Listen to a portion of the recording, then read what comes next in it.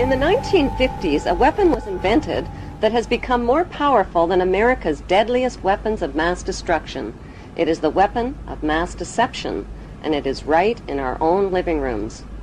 The hypnotizing world of picture television brings us the news of the world through two central news agencies called Reuters and the Associated Press. The Rothschilds bought Reuters in the 1800s, which later bought the Associated Press and made the Rothschild family owners of the world's largest central news services. To the present day, the world depends on these Rothschild-owned central news services as their main source of news and information. In his book called Who Owns the TV Networks, author Eustace Mullins claims that the major TV networks, radio stations, newspapers, and publishing empires are controlled by the Rothschild, Rockefeller, and J.P. Morgan money cartels through their corporate conglomerates. The bankster-owned media conglomerates include weapons manufacturers General Electric and Westinghouse, which profit from promoting wars. Control over the Internet, publishing, recording, and top cable companies can be traced back to the same Big Five media empires: General Electric, Time Warner, Viacom, Disney, and News Corp. These media monopolies are owned directly or indirectly by the Rothschild, J.P. Morgan, Rockefeller, and Oppenheimer Brotherhood. Yes, there are now more stations and more media voices, but they're all coming from the same ventriloquist. Every TV show needs corporate sponsors, and corporate sponsors sponsor pro-business, pro-government programming, and journalists who support the agenda of the Big Five media owners. While 2/3 of the world goes hungry, these banksters offer gazillion-dollar sponsorships to sports athletes to play with their balls. Why? Because they keep the masses distracted from the important issues. The media and banking monopolists now have the power to make or break political leaders around the globe. Why haven't the networks made a TV movie of the week about how the Bush family made their family fortune? The movie could be called The Awful Truth, starring George W.'s great-grandfather, Samuel P. Bush, whose Buckeye Steel Castings Company supplies parts for Edward Harriman's railroads, who in turn provides rail shipments for John D. Rockefeller's Standard Oil, who in turn gets monopoly financing from the Rothschilds. The movie could be made into a TV series starring Samuel's son, Prescott Bush, as the managing director of a Nazi steel manufacturing plant in Poland called Silesian Consolidated Steel. In episode 1, Prescott Bush forwards American financing to his German partner Fritz Thyssen through the Union Banking Corporation in New York. Fritz Thyssen arranges a contract with Nazi Germany's IG Farben Company for free Jewish slave labor in Bush's steel manufacturing plant at the Auschwitz concentration camp. Episode 2 shows Skull and Bonesman Prescott Bush and Averell Harriman getting caught under Trading with the Enemy Act, as the U.S. government moves in and seizes all of their shares in Union Banking Corporation.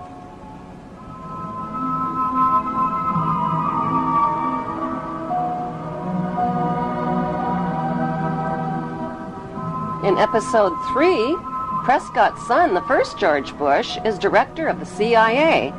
George puts drug king Manuel Noriega on the CIA payroll, allowing thousands of tons of cocaine to hit the streets of America via the Panama Canal. In episode 4, George's son, the second George Bush, becomes partners with Osama bin Laden's older brother, Salem bin Laden, in a Texas oil company called Arbusto Energy. Episode 5 introduces George W.'s shady younger brother, Neil Bush, ripping off the elderly in the Silverado savings and loan scandal that cost U.S. taxpayers $1.3 billion.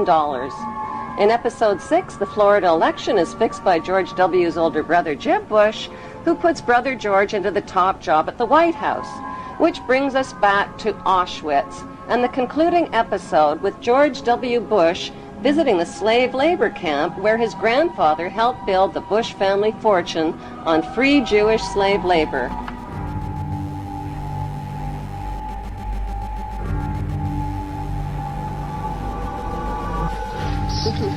Sites are a sobering reminder that of the power of evil and the need for people to resist evil.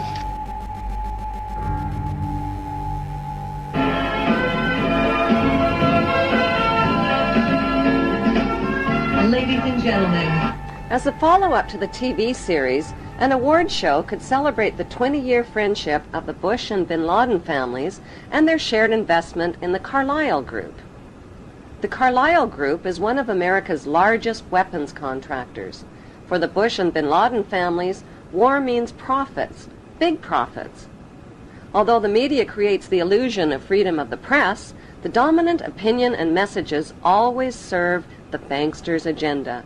The chilling reality is that up to 15% of the tax money deducted from your paycheck each month buys the bombs and pays the salaries of troops to commit these atrocities. Rivers of blood from innocent families and their children is on everybody's hands. The plan for world domination by the banksters cannot be accomplished without your cooperation. That plan was formulated in 1773 at Mayer Rothschild's goldsmith shop by 13 influential German Jewish families. Among them were Rothschild, Oppenheimer, Warburg, and Schiff. Their formula for global control is the 3M formula: money control, media control, and military control. 2, 1, mark, and visual confirmation. Like changes to the rules that gave these families the media and money monopolies, new laws are being passed to transfer military control to them by privatizing the military. But if they're killing terrorists, who cares if they are government soldiers or corporate soldiers? A more important question to ask is, who exactly are the terrorists and where do terrorists get their training? The answer is right smack in America at Fort Benning, Georgia. Until January 2001, America's terrorist training school was called School of the Americas, but because of massive protests against its activities, the name was changed to WISC, Western Hemisphere Institute for Security Cooperation. Actress Susan Sarandon narrated a documentary film called School of the Assassins. The film exposes the school as a terrorist training camp whose graduates are well-known murderers, torturers, state terrorists, and dictators, including drug king Manuel Noriega. The role of terrorists in the bankster-owned media is to scare the living tax dollars out of citizens, and timing is everything. On the second anniversary of the 9/11 attack on the World Trade Center, George Bush asked for an $87 billion increase in military spending. At the same time, the media released a dramatic video showing Osama bin Laden alive and well and threatening to make the 9/11 attack seem like foreplay. How much do we really know about America's favorite villain? Multimillionaire Osama bin Laden was the 17th of 52 children fathered by a wealthy construction baron named Mohammed bin Laden, who had close ties to the Saudi royal family and the Bush family. In 1979, the American CIA and Pakistan's ISI financed an anti-Soviet group in Afghanistan and provoked a profitable 10-year war with the Russians. When the Russians invaded Afghanistan, the CIA hired Osama bin Laden to recruit and train al-Qaeda fighters to fight the Russian army. Invasion. Anti-communist guerrillas in Afghanistan have been at the front line in the fight against the spread of communism. But what was the fight really all about? Not carrots or potatoes. It was about poppies, endless fields of opium poppies that provide over 70% of the world's heroin supply to heroin addicts worldwide. These are very uncomfortable issues for politicians.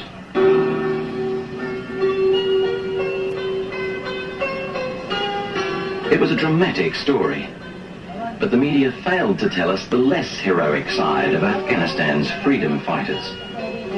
America's new friends had become hooked on the economics of the poppy. During the war, many of the mujahideen radically increased the production of opium, the raw ingredient of heroin. Opioid abuse in the United States is at epidemic levels. This is probably the worst drug situation in our country in decades, if not a century. With deaths more than quadrupling between 1999 and 2015. The international drug trade began in 1606 when Queen Elizabeth I built England's wealth by trafficking illegal opium from India to China. British East India Shipping Company and profited handsomely, not just from drug trafficking, but from trafficking African slaves with her slave trader, John Hawkins. First, knighted her slave trader with the noble title of Sir John Hawkins. By 1830, the British had distanced themselves from dope dealing by granting opium monopoly rights to the Jewish Sassoon family, who became known as the Rothschilds of the Far East. As an agent for the Crown, David Sassoon shared his dope profits with Queen Victoria. The British East India Company built a major factory to process the opium here at Gazipur. It's still a lucrative earner for the Indian government, which sells opiates to the world's pharmaceutical industry. When the Chinese banned opium and destroyed 600 chest loads of the addictive drug, Sassoon and the British retaliated. It was a financial disaster for the British. With huge profits at stake, they retaliated with the Opium Wars of 1843 and 1858. The forces of the market were to defeat China's moral prohibition. Sassoon and the British forced drug addiction onto an entire nation, stole the island of Hong Kong, and made Hong Kong the capital of the British international drug trade. In 1872, Queen Victoria knighted David Sassoon's son, Albert Sassoon, who spread the illegal opium trade throughout China and Japan. In 1887, Sir Albert Sassoon married Aline Carolyn Rothschild and joined the pirated fortunes of the Sassoon drug cartel with the Rothschild money cartel. Today, it's business as usual for the descendants of the Sassoon and Rothschild families, who socialize with Queen Elizabeth II and Prince Charles as elite members of Britain's inner power circle. Many have been granted royal titles, like Sir, Countess, Baron, and Marquis, but their many victims aren't fooled by the crowns, the titles, and the tuxedos. They have very different titles for them. Titles like liars, thieves, dope dealers, and mass murderers. On the other side of the Atlantic, a member of the same opium smuggling syndicate, Samuel Russell, founded Yale University's Skull and Bones Brotherhood with drug money. Exclusive members were financed into political power positions in the CIA, the U.S. Supreme Court, and the White House. When Skull and Bonesman George Bush Sr. became CIA director in the 1980s, the CIA recruited Osama bin Laden to train al-Qaeda and Mujahideen fighters in Afghanistan. The job of Osama's trainees was not just to fight the Russian communists, it was to run Afghanistan's multi-billion-dollar opium trade. Heroin, manufactured from Afghan opium, supplied $250 to $300 billion annually to Wall Street and the U.S. banks. Authors Alfred McCoy and Michael Levine tied the CIA to this unholy drug alliance and received national attention when the CIA tried to suppress their books. Michael Levine became a best-selling author when he wrote about his experience of this unholy alliance. After 30 years' distinguished service with the DEA, he could write with some authority. You could look at what they did to me as an example in microcosm of Central Intelligence's actions and the State Department in completely subverting the drug war. You know, the drug war was something that only existed in the minds of Americans, on the streets of America, for kids like my brother, for cops who died. There was no drug war. The biggest drug dealers in the world were given a license to sell drugs to Americans to support themselves. And this continued right down from Southeast Asia, through the Mujahideen, through the Contras. But how was the heroin smuggled into the United States?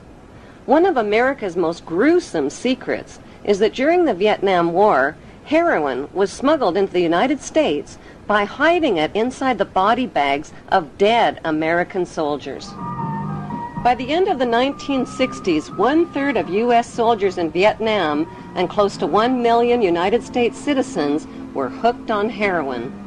Drugs like LSD, mescaline, marijuana, and hashish also swamped the streets and college campuses of America. Who or what turned America's youth onto these illegal drugs? Celebrity anti-war activists like Aldous Huxley, Timothy Leary, Allen Ginsberg, and Bertrand Russell sold America's youth on acid rock, tripping out, and one world government. Their financing came from the Warburg Banksters and IPS, Institute for Policy Studies. Over 100 million doses of LSD that hit the streets of America were purchased by Timothy Leary and Alan Dulles through S.G. Warburg's Sandoz AB Pharmaceutical Company in Switzerland. Free sample-size packages of acid were handed out not only on college campuses, but at rock concerts, where musicians persuaded millions of fans to get high. Critics of the drug culture blame parents, teachers, law enforcement, and everybody except the people behind it all, namely the Rothschild-Warburg banksters and their Committee of 300. According to Dr. John Coleman, who wrote the story of the Committee of 300, the Beatles rock group were brought to America by the Tavistock Institute.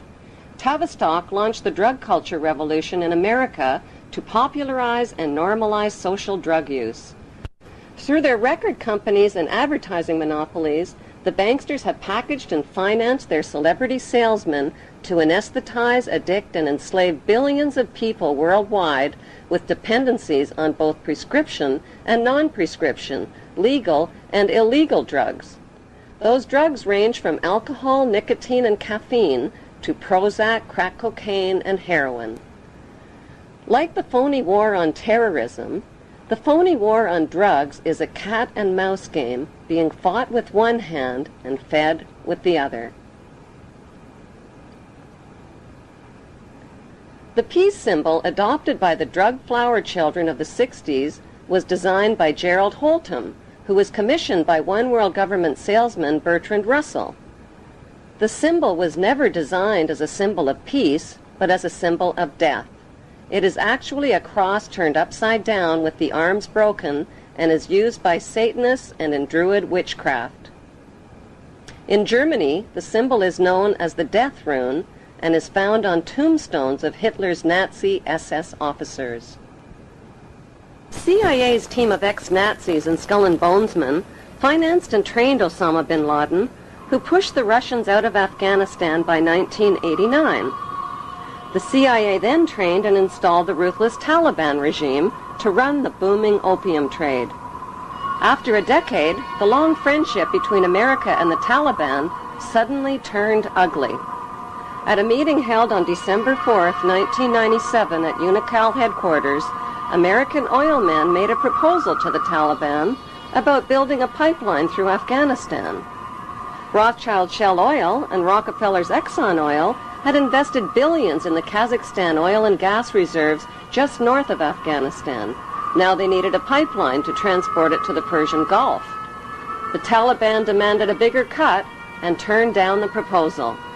Suddenly, the banksters' American-controlled media were calling the Taliban monsters, evildoers, and cruel villains who beat up on women.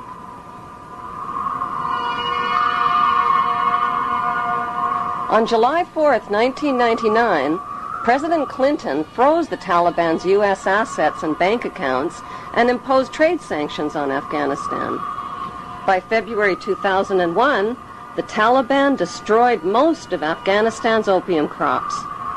In May, Secretary of State Colin Powell announced a gift of 43 million U.S. taxpayers' dollars to the Taliban. He called it a reward to the Taliban for destroying the opium crops, but members of the new George W. Bush White House knew the Taliban would use the 43 million for more sinister purposes.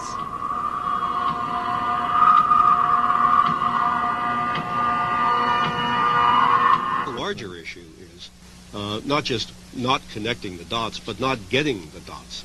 Why was it that CIA was unable to collect information for years inside Afghanistan when they had authority to kill bin Laden for over 2.5 years? Why were they unable to kill him or his lieutenants?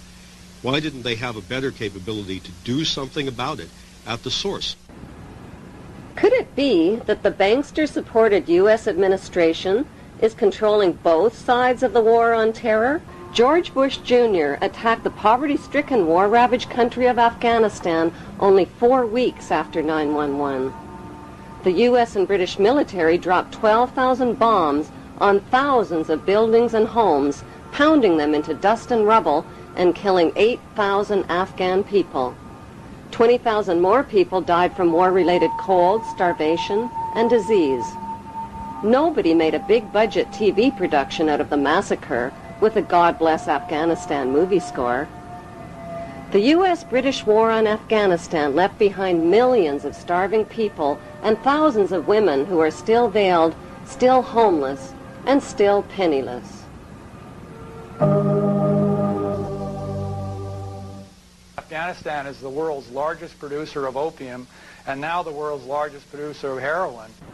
دې لد دا ده چې 14 کاله دلته جنگ تیر شوی، زراعت تباه شوی، شفاخانې تباه شوي، تجارت تباه شوی، تعلیمي ادارې تباه شوي، مکتبونه تباه شوي، سرکونه تباه دي، ولږه ده، فقر ده، خلک بله چاره نه لري څه وکړي. There can never be peace and democracy in Afghanistan. Why? Because peace and democracy would expose and cut off corporate America's opium and heroin trade at the source. So what was the payoff for the U.S.-British war on Afghanistan? 1, the uncooperative Taliban warlords got kicked out and replaced by the cooperative Northern Alliance warlords. 2, opium and heroin production and revenues skyrocketed. 3, Afghanistan got a new leader named Hamid Karzai, who just happens to be an ex-employee of Unocal Oil. 3, America got permission to build their oil and gas pipeline through Afghanistan. In the 1980s, the United States supported Iraq's invasion of its neighbor, Iran, to stop the spread of Iran's Islamic Revolution. America played both sides of the Iran-Iraq war by supplying Saddam with chemical and biological weapons of mass destruction, and at the same time, America secretly sold weapons to Iran and illegally diverted the money to the Contra-revolutionaries in Central America. During the war, the United States sent a special envoy to see Saddam in 1983. He was Donald Rumsfeld, now the U.S. Defense Secretary. The two men discussed how to reinforce Iraq against a common enemy. This was at a time when Iraq was using chemical weapons on Iranian troops. U.S. companies were supplying components with Washington's knowledge. By 1990, President George Bush Sr. tricked Iraq into another war with another oil-rich neighbor, Kuwait. How? By supplying Kuwait with horizontal drills that could reach beneath the border of Iraq and siphon oil from Iraq's oil fields. Kuwait used the U.S.-made drills to steal 300,000 barrels of oil per day from Iraq, worth over $3 billion annually. The fuse was lit, and Kuwait did nothing to put it out. They pumped oil without restraint from Rumaila oil field, which was accessible to both Kuwait and Iraq, and they exceeded OPEC quotas, flooding the market and driving prices even lower. George Bush Sr. officially promised not to interfere in Iraq's legitimate oil battle with Kuwait, but when Saddam's army entered Kuwait to defend their oil reserves, Bush pounced on them. Our goal is not the conquest of Iraq. It is the liberation of Kuwait. America disposed of its toxic waste problem by building radioactive depleted uranium right into their bombs and dropping them on Iraq. Bush Sr. not only devastated and poisoned Iraq's water systems and infrastructure, he weakened the economies of both Kuwait and Iraq, collected giant profits from rationed Iraqi food for oil programs, and landed massive rebuilding contracts in Kuwait. Bush Sr. followed up the Gulf War with 10 long years of deadly trade sanctions that killed another 1.5 million Iraqi people, including 600,000 children who were cut off from medical supplies. A bookstore in the United States today, you can find 50 books celebrating different aspects of the war and how grand it all was. And you only find one that points out that this was a war crime, that demonstrates the evidence that shows that we deliberately targeted civilians and killed more than 250,000 people in Iraq.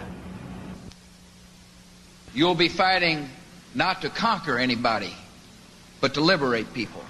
In March 2003, President George Bush Jr. launched the second Gulf War.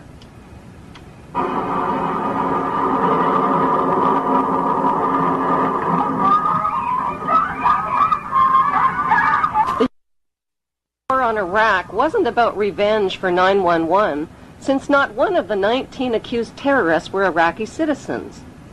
It wasn't about weapons of mass destruction, which inspectors hadn't found. It wasn't even about Saddam Hussein, who had been financed into power by the U.S. in the first place and who got his chemical and biological weapons from American companies. No, the U.S. wars against Iraq and against Afghanistan were about mass murder and piracy. They were about big weapons sales, big oil, big pipelines, big drugs, and big rebuilding contracts. They were about colonizing the Middle East and moving 2 giant steps closer to world domination. Private First Class Lindy England may never have figured these images would beam into the homes of millions of horrified people.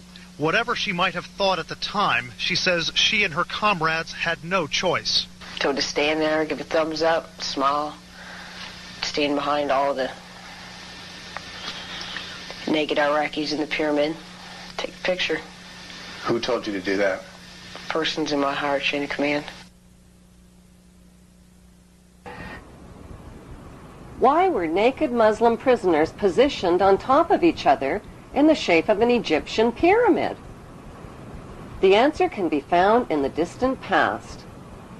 In ancient times, Iraq was called Babylon.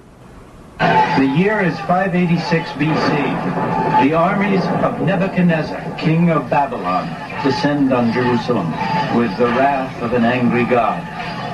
It is almost 6 centuries before the birth of Christ. The Romans have not yet even dreamed of empire. It is a dark chapter in the history of the Jews, while Babylon's fierce star is rising. The Bible describes the Babylonian attack. Homes are pillaged, King Solomon's temple is set ablaze and utterly destroyed. Saddam Hussein made the mistake of comparing himself to Babylon's King Nebuchadnezzar. The capture of Iraq and Saddam Hussein was not just about oil and colonization, it was also about settling an old Hebrew score. We got him.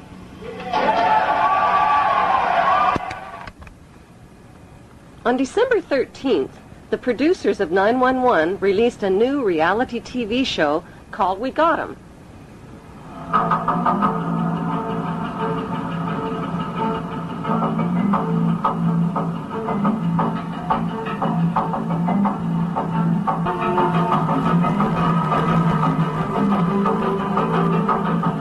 The Iraqi people claimed the We Got 'Em video show was staged. Why? Because the video shows ripe, yellow-colored dates growing on a tree to the left of the hole, where Saddam Hussein was supposedly captured. Every Iraqi citizen knows that Iraqi dates only ripen and turn yellow in July and August, never in December. Since date trees don't tell lies, the We Got 'Em video had to be staged at least 3 months earlier in July or August, not on December 13th as reported. How could Saddam, who is almost 70 years old and over 6 feet tall with a bloated belly, squeeze in and out of a hole that small? How could he have grown a beard that long in such a short time?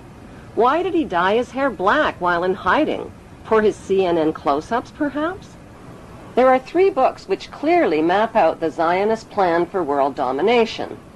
The Bible, written by Hebrews, Morals and Dogma, written by Freemason Albert Pike, and the Protocols of Zion, written by the Priori of Zion and revised by the Zionist Illuminati.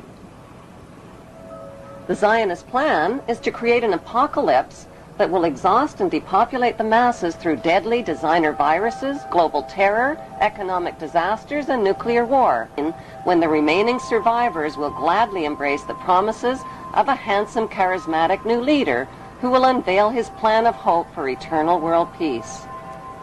The only way to achieve eternal world peace, he will explain, is to put an end to the 5 causes of war. Secretly, he knows there is only one main cause of wars: the wars caused by his royal ancestors who planned, provoked, financed, and profited from them. He will sell his peace plan by telling the world that border wars will only end by creating a world without borders. Religious wars will only end by creating one world religion of interfaiths. Economic wars will only end by creating a cashless, debt-free society. Rivalry wars between rulers will only end by creating one world ruler. The tools used for war, from handguns to nuclear bombs, will be eliminated, and one world army will be created, which will guarantee world peace. How will this eternal peace plan be accomplished? Through the United Nations, which is the brainchild of the Committee of 300 ruling families. The UN is their vehicle for world government and is located on 18 acres of prime Manhattan land donated by the most visible of the ruling families, the Rockefellers. The UN is a closed organization with no public records or open meetings. U.S. taxpayers have already invested $2 trillion in this world authority. Although most of the people working for the UN are genuinely working for peace, the UN is a godless organization controlled by the Committee of 300. These inbred ruling families pretend to have royal blue blood, but their blood is no more blue or royal than Hannibal Lecter's blood. Some speculate that these families of evildoers are demons or aliens or evil shape-shifting reptilians, but there is a more scientific explanation for their madness. For thousands of years, these families have practiced inbreeding between sisters and brothers, uncles and nieces, mothers and sons, to keep the power and wealth all in the family. This practice of inbreeding over thousands of years has produced a clever but pathological breed of conscienceless, sociopathic families who will stop at nothing to own every ounce of gold, every drop of water, and every blade of grass on planet Earth. The United Nations, which they founded and control, has clearly stated its goals of establishing a new world order, a UN standing army, and a global taxation system. The Queen's husband, Prince Philip, and Evelyn Rothschild have already established an interfaith declaration for the creation of one world religion. What would life be like in this world empire with one world religion, one world army, one world economy, one world court, one world media, one world government, and one world dictator? What the public doesn't know is that Karl Marx's Communist Manifesto and the Russian Constitution have been built into the UN Charter, and that the New World Order will be a communist world order. Peace on earth will be a forced peace in which citizens will have no rights. No right to bear children without approval, no right to travel without authorization, no right to own private property, no right to privacy, no right to bear arms, no right to protest, no right to receive an inheritance, no right to choose an education or a job or even a place of residence, and worst of all, no right to live. The right to live will be based on an individual's rating of usefulness to the royal elite.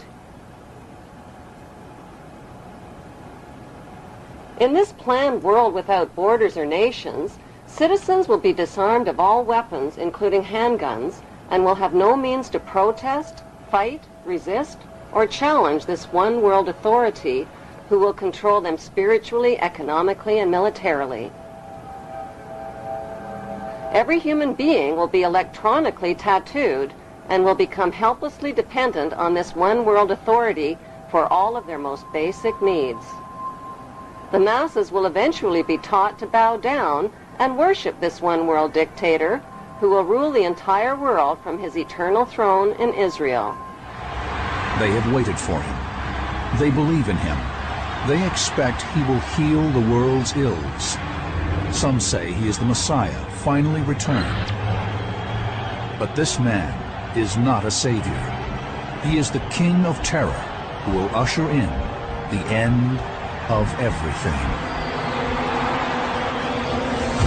Despite all the red flags, many people deny that a problem even exists. It does exist, and the good news is there are solutions. The solutions lie in knowing what the three biggest fears of the world's ruling families are. The first biggest fear is exposure. They have gone to great lengths to cover up their trail of crimes and to win the public's trust through their media monopolies. Without public trust, their ancestral plan for global control is doomed. Their second biggest fear is losing public support. If the public stops cooperating, their plan is guaranteed to fail. Their third biggest nightmare is organized resistance by an informed and fearless public. The ruling families know from past experience that the will of the people can defeat all their military and monetary might. Vietnam is a perfect example. There is no doubt whatsoever that these ruling families can be totally defeated by turning their three worst fears into a reality.